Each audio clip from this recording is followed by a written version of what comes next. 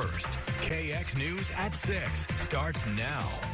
Good evening, I'm Renee Cooper. Thanks for watching KX News. In our top story tonight, the nationwide conversation continues over police brutality in the name of George Floyd. Lawmakers say they want to make it easier for victims of police brutality to sue law enforcement, but they say one Supreme Court doctrine stands in the way. KX News Washington correspondent Raquel Martin reports as Democrats call to eliminate what's known as the qualified immunity, a rule that currently shields police officers from lawsuits.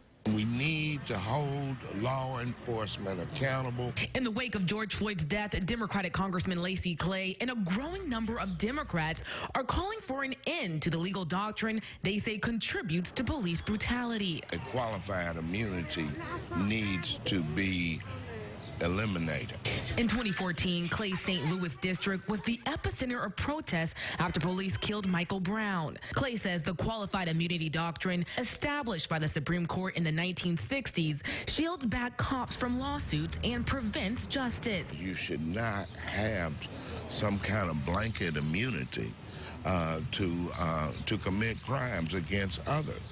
To even commit murder. Right now, congressional Democrats are pushing legislation to end qualified immunity for law enforcement officers. So far, no Republicans have signed on. Republican Senator and former Missouri Attorney General Josh Hawley says he plans to review the bill. The devil's in the details. I'd like to see exactly what they're proposing to do. But ultimately, the fate of the rule may be up to the court. All of these legal doctrines are a balance. Law professor Paul Schiff Berman says qualified immunity is intended to protect officials from frivolous lawsuits, but the Supreme Court could decide to narrow its scope. Right now, it's being used in a way that provides essentially absolute immunity. The Supreme Court could decide to take up the issue as early as next week. In Washington, Raquel Martin.